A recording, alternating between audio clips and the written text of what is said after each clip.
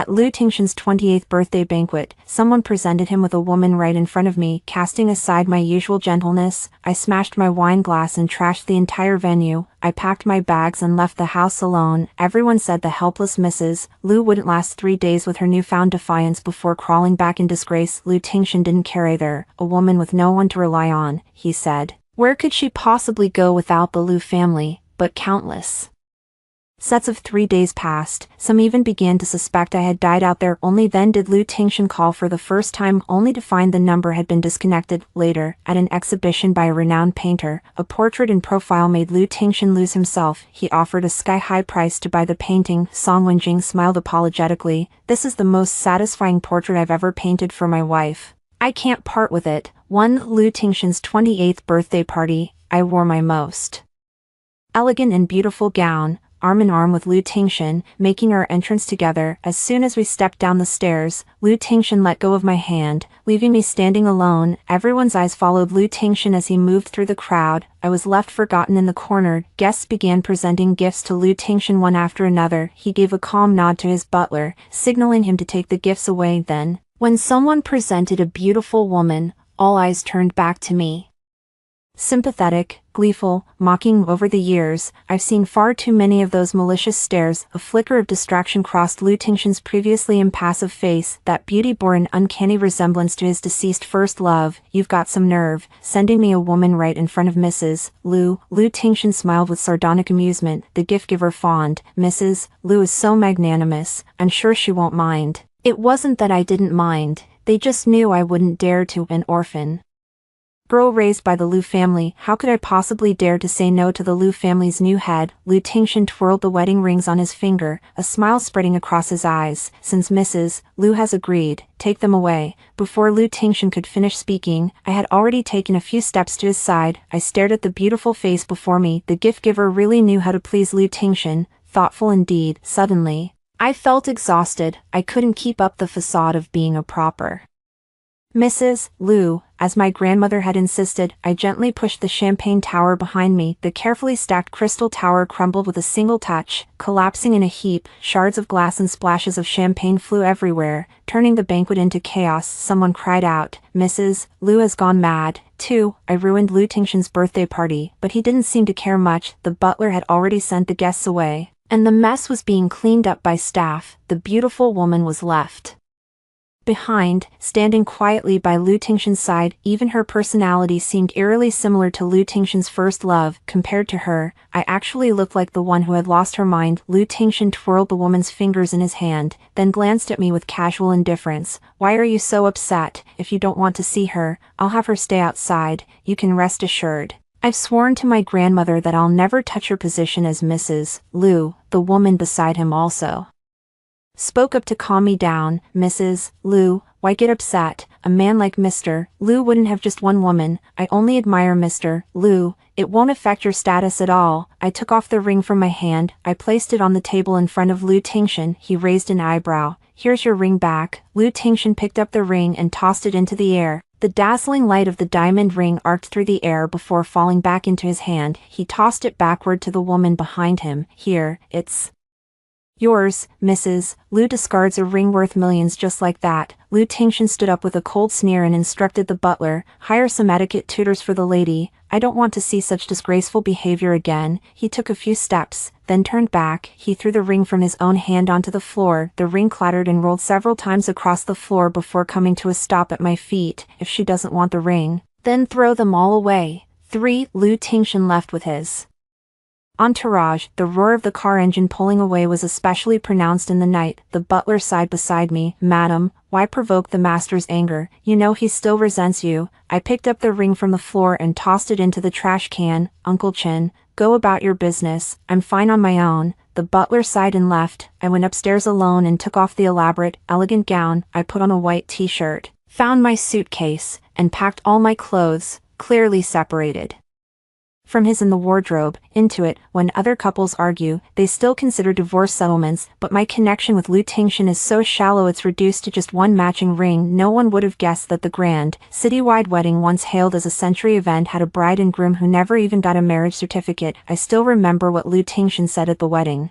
My household registration can only have Wanwan's name. Susanyan, you shouldn't have married me. What can I do? I still married him, the man I'd loved for 7 years during my youth. I thought one day I'd finally win his heart, but in the end, I became the so-called Mrs. Lou in everyone's eyes, name only, no real place. When I dragged my suitcase out, the entire villa was eerily quiet, just like that rainy night when Grandma first brought me home. 13-year-old Liu Tingxian stood on the stairs, staring at me with cold eyes, then turned away and went to the kitchen, bringing me a warm cup of milk, for I booked a flight. After 6 hours in the air and another 3 on the road, I arrived back in a remote town in the south. They say when you grow old, you long to return to your roots, but the truth is, even someone with no home to go back to can feel a deep yearning for their hometown, even if there's not a single relative left there. I rented a small courtyard house in the town. The local dialect felt both familiar and foreign. I left when I was young and had been living up north ever since. I had long forgotten how to speak it. Luckily, the neighbor in the next courtyard was also an outsider, just someone who had arrived before me. That day, while buying groceries, I couldn't understand my mother-in-law's dialect, and he stepped in to help me out. The next day, I made corn fritters to thank him for his help the day before. I only then learned he was an artist here to gather inspiration. He looked like he just graduated from college, radiating youthful energy and enthusiasm. I distanced myself from the people and affairs of the northern city. In such a simple, unpretentious environment, I suddenly realized I was only 25 years old. Yet, because of my life in the Liu household, I'd always carried myself with the airs of Mrs. Liu. I'd even come to feel as though I was already old and worn out. I bought flowers from the street and filled the small courtyard with roses. A tiny rocking chair sat beside the flower bed. It's a bit humble, but everything is just the way I like it. The Liu family's garden is filled with yellow roses, Lin Wan's favorites, and an expensive piano sits inside the glass greenhouse. Liu Tingxian had specially designed it for her back then. No one else was allowed to touch it. Years ago, Grandma wanted the roses pulled up. It made Liu Tingxian furious. If the roses are gone, I won't come back to this house. No one ever mentioned it again. Lin Wan and those roses became forbidden territory in the Liu household. 5 in the afternoon, someone knocked on the gate of the small courtyard. Song Wenjing, wearing a hoodie and carrying a backpack, smiled brightly when he saw me opening the door. Hey, I'm heading up the mountain to paint the sunrise tomorrow morning. Want to come along and get some fresh air? As he spoke, he pointed towards the mountain not far behind us. I knew that place had a bit of a reputation. It's usually the main reason tourists come to this town. I was starting to feel tempted. Don't worry, I go camping all the time. I know what I'm doing. It's perfectly safe. Won over by his enthusiasm, I finally nodded. Song Wenjing was indeed as experienced as he claimed. He immediately went back to his spot and fetched another pack. He shouldered both sets of camping gear by himself. Even while carrying his painting supplies, I offered to help carry some of the load, but he firmly refused. I'm strong enough. Carrying this stuff isn't even tiring. On our hike, we talked about the past and the future. My past seems rather unremarkable. It was all about the Liu family, about Liu Tingxian. In the end, I became the Liu family's name only Mrs. Liu, but Song Wenjing is different. He always has endless new stories and dreams for the future. Life is all about experience. My current dream is to become a famous painter. I've got to try for it at least once. Let me tell you a secret. I ran away from home. If one day you find the next courtyard empty, it might mean I've been caught and brought back. I looked at him and smiled. I never thought we were both runaways, but he still has family who will come to take him back, and my disappearance might even be something Liu Tingxian celebrates. We reached the summit just in time for sunset. The warm golden light bathed my skin, creating an almost surreal beauty. I gazed down at the small town below, bathed in golden light, peaceful and serene. Song Wenjing was already busy setting up the tent. I asked him, the sunset is beautiful too, why don't you paint it? I prefer sunrise. Every day is a fresh beginning, full of endless possibilities and vitality. I sat on the stool Song Wenjing had brought out, watching him work, while my mind kept replaying his words about a new beginning. Leaving the Liu family was the bravest decision I've made in all these years, yet I feel like a cowardly fugitive. Running away, I returned to the remote town, retreating back into that small courtyard. I never thought about what to do next. Was I really meant to spend my entire life grinding away in this courtyard? I'm only 25. The future should still hold endless Possibilities. 6. Song Wen-jing set up the tent, then handed me food and water. He sprawled casually on the mat beside me, hands behind his head, gazing up at the night sky now scattered with stars. Sister, why don't you try looking at the stars like this? It might feel different. At the Liu household, I was always expected to follow strict etiquette, and everything I did had to fit the role of Mrs. Liu. The phrase I heard most often was, "Madam, you can't do that, lying down like this to watch the stars." I never even imagined it before, but right now, Song Wen-jing didn't even give me a moment to think. He reached out, grabbed me, and pulled me off the stool onto the mat. "Lie down quickly." I stopped being shy and did as he said, lying down. The stars seemed close enough to touch, right before my eyes. Song Wen-jing and I lay there together, gazing at the starry sky, chatting about everything under the sun. I made a decision in my heart. I need to bravely step out into the world. Running away is just an escape. I should meet new people, experience the vast world beyond, until even if he's sitting right across from me, he no longer matters. 7. In the late hours of the night, I drifted into a deep sleep. Though I was in a crude tent outdoors, I felt an unprecedented sense of peace. In the morning, I stumbled out of the tent half asleep, only to find Song Wen-jing had already set up his easel. His expression now serious and focused. The morning sun rose slowly, gently caressing every inch of my skin. I gazed toward the horizon where the sun rose. This was also the beginning of a new chapter for me. "Sister, don't move." Suddenly, Song Wen-jing called out excitedly from beside me, startling me into freezing in place, my eyes darting toward him only from the corner of my vision. Clearly, he had taken me as his model. Only after he finished painting did I rub my stiff, aching neck. Being a model really isn't easy, is it? Let me give you a rub.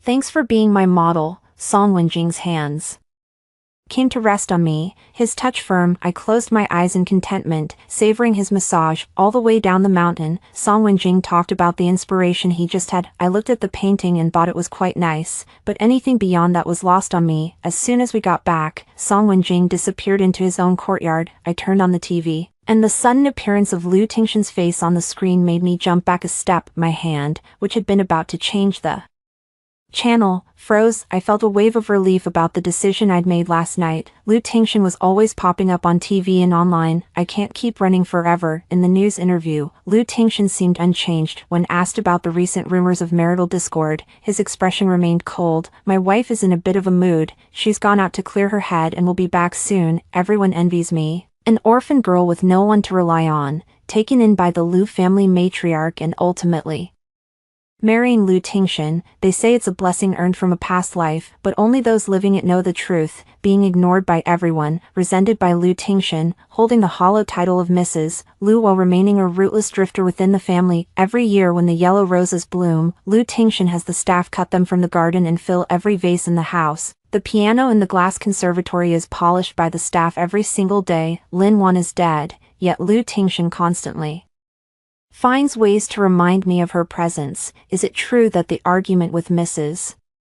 Liu was about the assistant you've been keeping close by recently? Liu Tingshan frowned impatiently, instinctively reaching for the wedding ring on his finger, but there was nothing there. He suddenly remembered that this time, Su Xinyan had been unusually defiant, returning his ring and even daring to run away secretly. He recalled the day the butler called him in a panic, saying the mistress had disappeared. When he got home, he realized her half of the wardrobe had been completely emptied, only his suits hung empty inside. She was simply using a runaway to force him to get rid of that woman who looked like Lin Wan. He knew she cared most about anything related to Lin Wan, especially a woman who resembled her, but what difference did it make? His grandmother was gone, she had no family, and he was her only support. As a child, whenever she felt wronged, she liked to hide away by herself. Back then, her grandmother spoiled her. He doesn't have the patience to go looking for her anymore. Once she's suffered enough out there, she'll realize how good life is with the Liu family. She'll come back eventually. So he told the butler, a lonely orphan, where else can she go without the Liu family? No one is to go looking for her. Wait until she returns, then inform me. 8. Under Liu Tingshan's impatience, the host quickly shifted the topic from romance to business. When talking about work, Liu Tingshan's expression seemed much more relaxed. It seems Mrs. Liu is someone who makes him frown just by being mentioned. I poured myself a glass of ice water, pulled out my laptop, and started writing my resume. The town is left with mostly elderly people. It's perfect for retirement, but there aren't many job opportunities. If you want to work, you still have to leave. I kept writing until dusk, then stretched lazily and got up to prepare dinner, a simple 3-dish meal with soup, sitting at the table. I suddenly thought about my neighbor, Song Wen-jing, wondering if he'd finished his work yet. Does he get so absorbed in painting that he forgets to eat, just like Lu Tingshan does when he's working? When Grandma was still alive, Lu Tingshan had stomach pain several times because he didn't eat on time. After that, whenever I had time, I'd bring him his meals to the office. At first, his secretary would keep me waiting outside the office for an hour or two. Later, he seemed to get used to it and would let me in, even interrupting his work. "Let's continue after we eat," I sighed, threw on my coat, and knocked on the neighbor's courtyard gate. Hearing no movement from inside, I was about to leave when the gate suddenly swung open. Seeing it was me at the door, Song Wen-jing's previously impatient face broke into a smile. "Sis, I was just painting you, and then you appeared." The moment I opened the door, Song Wen-jing was still holding a paintbrush in one hand, with smudges of paint on his clothes and even his face, looking rather disheveled. But his smile was so radiant that the paint smudges seemed more like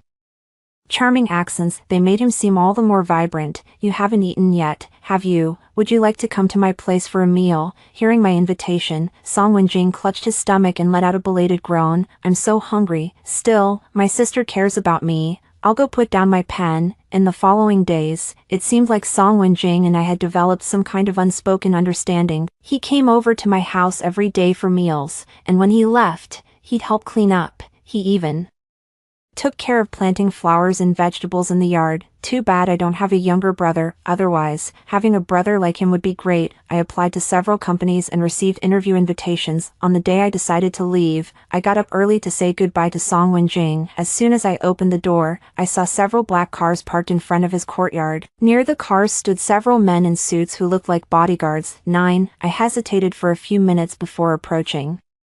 As I got closer, one of the bodyguards reached out to block me. "Don't touch her." Song Wen-jing stepped out of the courtyard, his usually sunny and cheerful expression gone, replaced by a cold seriousness. Song Wen-jing grabbed my hand and pulled me into his courtyard. The door slammed shut behind us. "You guys, don't follow in." The bodyguards exchanged glances, then finally nodded and said, "Okay, sister." "Did you come to call me for dinner?" Without the bodyguards around, Song Wen-jing seemed to revert back to his usual cheerful self. "No, I'm here to say goodbye." Song Wen-jing's voice suddenly rose several decibels. "Where are you going?" I told him about sending in my resume and getting an interview. "Even though it's great here, you said that day on the mountain that every day is a new beginning, full of endless possibilities and vitality. I want to give myself a fresh start too, to live without regrets. So, sister, have you let go of the person in your heart?" I looked at him, little surprised. Song Wen-jing blinked. "Don't treat me like a kid. Painter's eyes are sharp,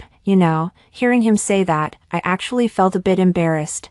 I guess I have." "Then, sister, where are you going to work?" "North City." I had considered moving to a city far away from Lu Tingshan, but I've been living in Beijing ever since my grandmother took me in. I grew up there, went to school there, and all the friends I made are there. Why should I force myself to uproot my life and move to a strange new city for Lu Tingshan's sake, only to have to slowly adapt to everything all over again? Then I'll leave with you, sis. It works out perfectly. My family has found me. 10. I never expected that I'd end up catching a ride with Song Wen-jing. The anxiety about returning to Beijing and potentially facing Lu Tingshan again gradually faded as Song Wen-jing chattered on about his plans. Life back in Beijing seemed to be going smoothly. The job interview went well, and I received a notice to start next week. I rented an apartment near the company. The only thing was, after disappearing for 2 days, Song Wen-jing showed up again as my next-door neighbor. I went out to take out the trash and saw workers moving furniture in and out of the next-door apartment. Glancing over, I spotted Song Wen-jing, tall and lanky, standing inside,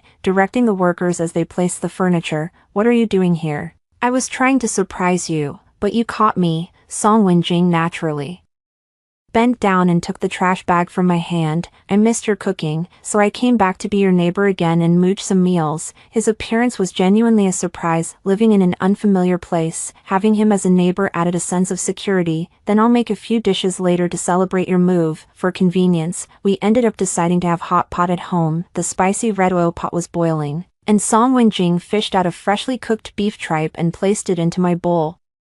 Just one bite, and I was hit with the spiciness, forcing me to grab the drink beside me and chug a few big gulps. "So you can't handle spicy food?" I thought you loved hot pot so much. I was expecting. It's fine, maybe I haven't had it in a while, so I'm just not used to it yet. How long has it been since I last ate hot pot? I can't even remember anymore. Back then, hot pot was my absolute favorite. When grandma was still around, she'd eat with me, she'd have clear broth. And I'd go for the spicy, numbing flavor. Once, Lu Tingshan worked late into the night on a meeting, and the food I'd brought him had already gone cold. Just then, it started snowing lightly outside, so I suggested we go out to eat. I took him to have hot pot. Lu Tingshan usually prefers mild flavors, so I specially ordered a dual pot, but throughout the meal, Lu Tingshan kept frowning. On the way home, he said, "Don't eat this anymore, you'll smell like it all over after eating." Since then, I haven't eaten spicy hot pot. The longer you go without eating something, the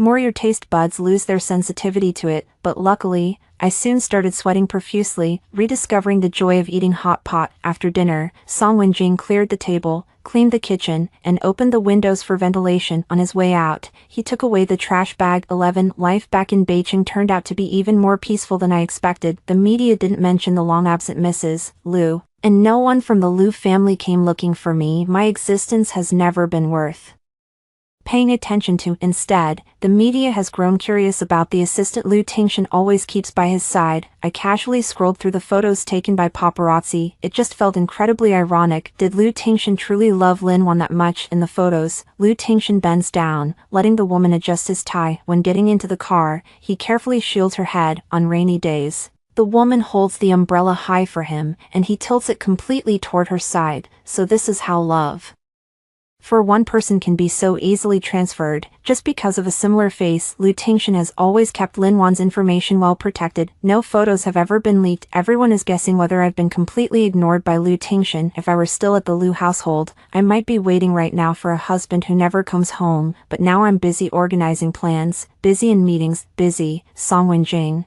I told you not to keep acting so clingy with me. I pushed away the head resting on my shoulder. Song Wenjing, however, pushed my laptop away and complained, "I'm such a handsome guy right here in front of you. Why are you staring at some old man?" It was the first time I'd heard someone call Lu Tingshan an old man. If he found out, I couldn't help but laugh at the thought of his expression. When I finally stopped laughing and looked up, I noticed Song Wenjing's expression had turned serious. "Is he the guy who hurt you before?" "Lu Tingshan from Lu Group, I know him." I glanced at him, slightly surprised. As far as I can remember, I've never seen Song Wenjing at the Lu family residence. When I was little, my mom told me to call him uncle. I couldn't hold it in anymore and burst out laughing, clutching my stomach and collapsing onto the sofa. "Ha ha ha, he's only 4 years older than you. How can you call him uncle? Ha ha." Song Wenjing grabbed my face. "He looks older than he is." Lu Tingshan has been involved in company affairs since childhood, appearing more mature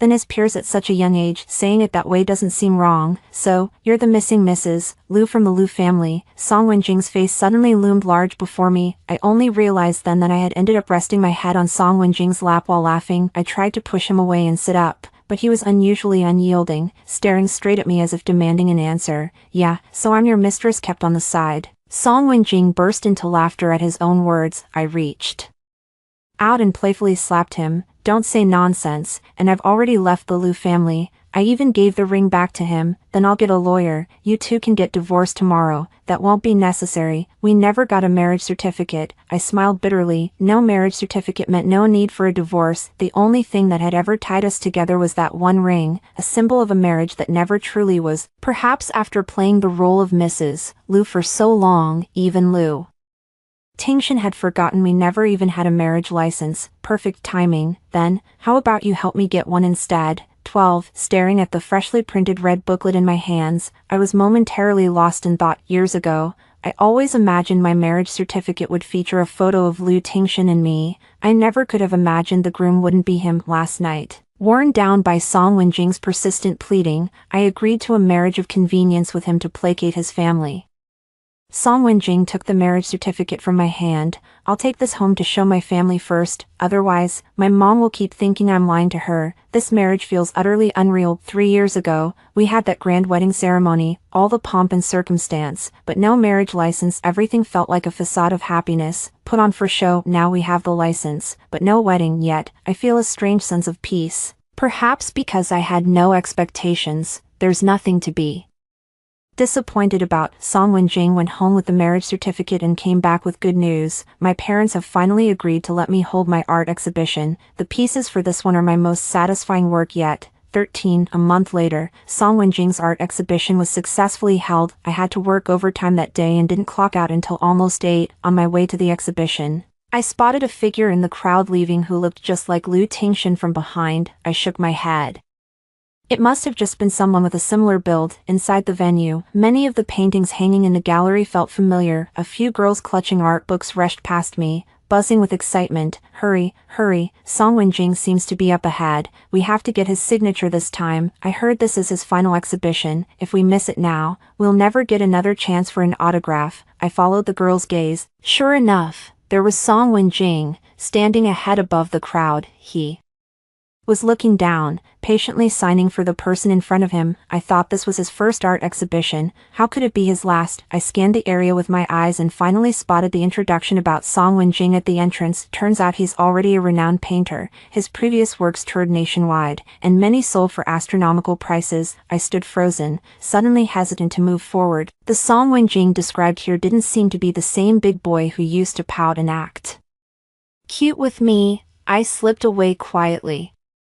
As I stepped out, I saw Lu Tingshan standing by the roadside, frowning while on the phone, so I hadn't been mistaken earlier. 14. Lu Tingshan kept dialing a number he'd never bothered to call before. He had long known that the other end would only deliver a mechanical voicemail, informing him that Su Xinyan's number was now disconnected, but he realized that besides this number, he had no one else to contact in order to find her. He thought back to the profile he'd just seen at the art exhibition. A faint sense of unease flickered through his mind. In the past, he had always been grateful for Su Xinyan's background. She had no family, and seemed to have few friends. Utterly alone in the world, only he and the Lu family could be her true support, so he always believed that even if she died, Su Xinyan would never truly leave the Lu household. The butler had called once before, telling him the number had been disconnected. He hadn't taken it seriously at the time. Unless she dies out there, she'll come back sooner or later. The butler was stunned when he heard that. Could it be that the mistress has really had an accident? He sneered coldly. No way. If something really happened to her, the police would have contacted him, her husband, long ago. But more than half a year has passed. Su Xinyan has never shown up again. When he saw that painting today,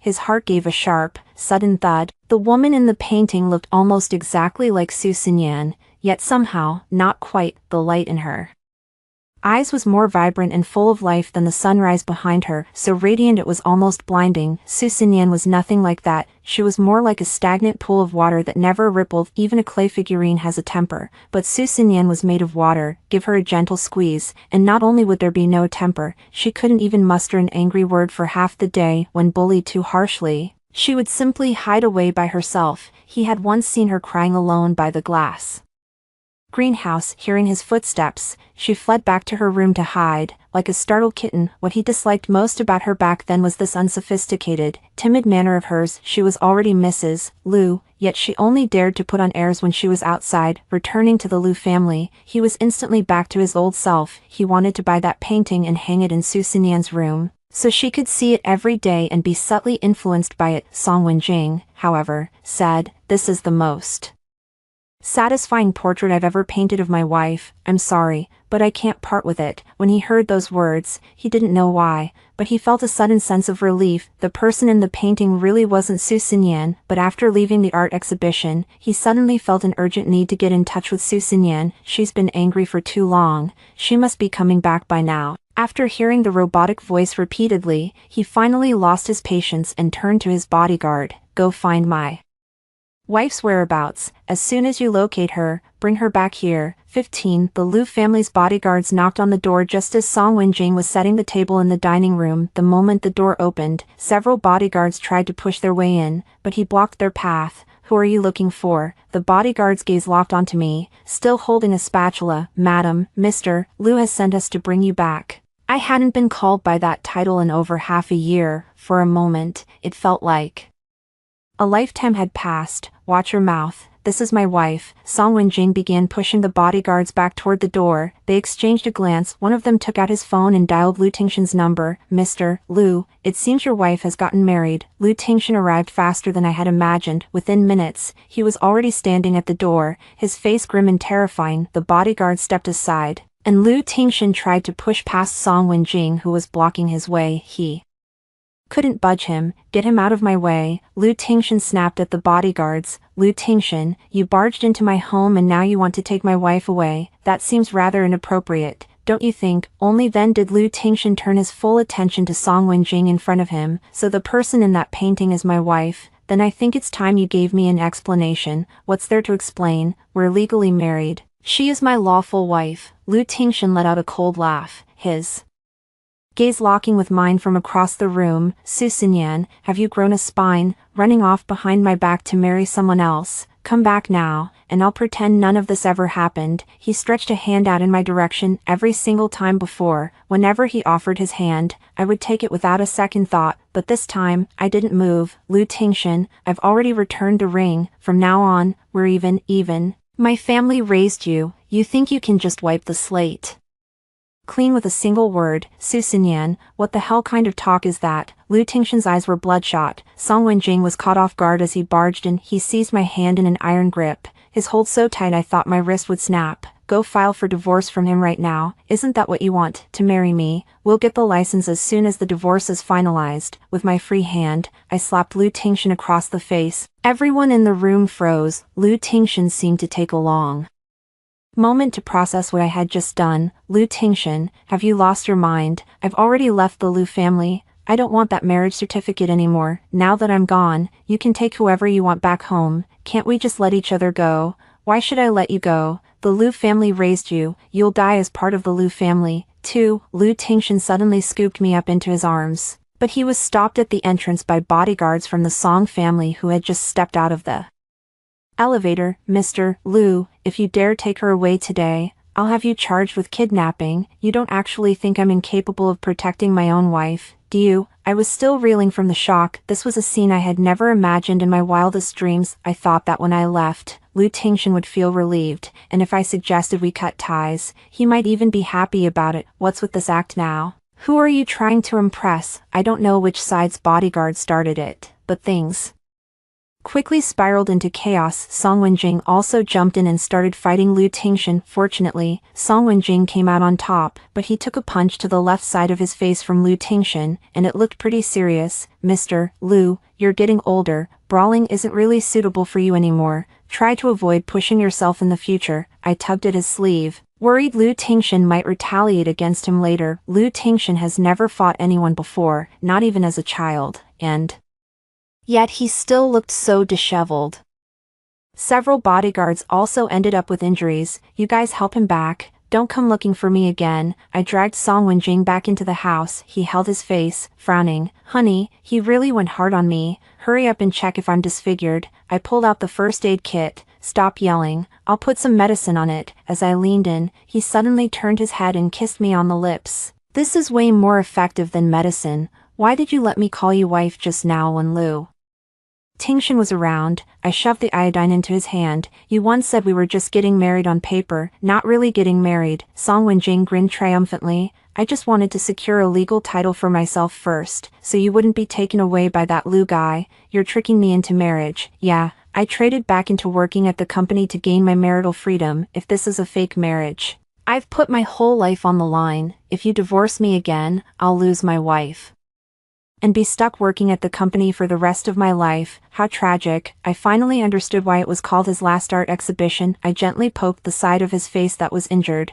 "Are you stupid? Yeah, then don't leave me. At least for the rest of my life, I can suffer and be happy at the same time." I nodded, and Song Wenjing took it as an invitation to push further. "Honey, can I finally kiss you openly now?" Before I could answer, his lips were already on mine. The situation spiraled out of control. Song Wenjing was like a kid who had finally gotten his hands on a snack. By the time I tried to push him away, I was already weak as water. "Song Wenjing, don't be afraid. I'll be gentle." Dazed and confused, I finally experienced firsthand what Song Wenjing meant by having great stamina. 16. Song Wenjing moved me to a new place. He said he was afraid Lu Tingshan might come back to harass us. The new place was quiet for a while, until Song Wenjing took me to a bridal shop to pick out a wedding dress. I had no idea at all that we were going to get married. Ever since the day we got married, I've been preparing. When I painted that picture, I was already thinking, this must be the most beautiful bride I'll ever have. Song Wenjing took care of every detail of the wedding himself. I was only occasionally pulled aside by his mom to offer some suggestions while choosing the hotel.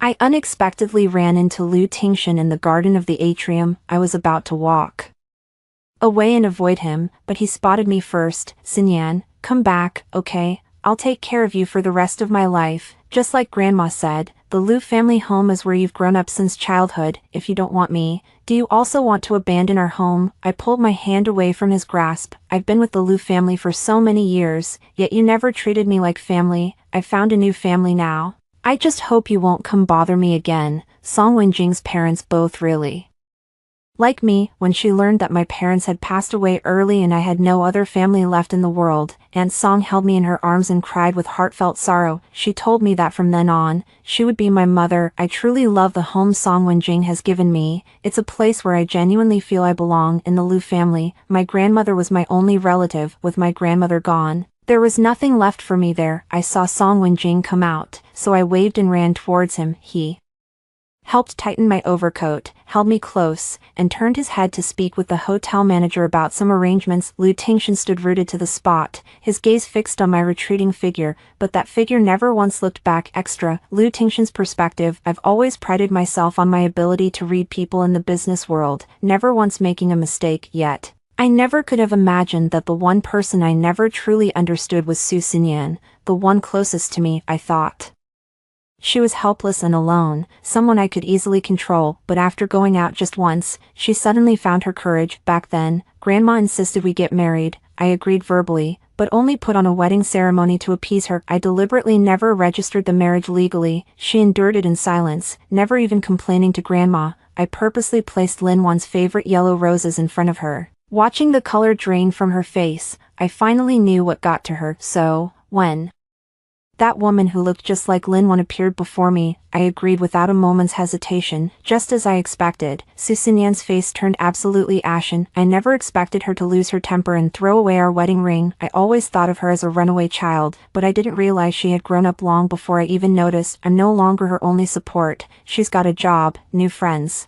and even got married. I was waiting downstairs for the bodyguard to bring her back, but then I heard him say she's married. I almost dropped my phone. She said she wants to settle everything between us, as if she wants to cut all ties and become a complete stranger for the rest of her life. In my rage, I lunged at him, and I actually lost to that damn kid. I remember hating him even as a kid. I'm only a few years older than him, yet he called me uncle. Now that I've grown up, I hate him even more. But when Su Xinyan saw him injured, her eyes filled with concern. Maybe she didn't even realize it. Her eyes were only for that annoying kid. While facing me, they were full of caution. Suddenly, I felt like I'd lost something I might never get back. Their wedding invitation landed in my hands, and the photo of their smiling faces was painfully bright. We once had a grand wedding too, but I was so indifferent I didn't even bother to take a photo with her. I handed everything over to the butler, staying detached, like just another guest at the wedding. She must have been disappointed by that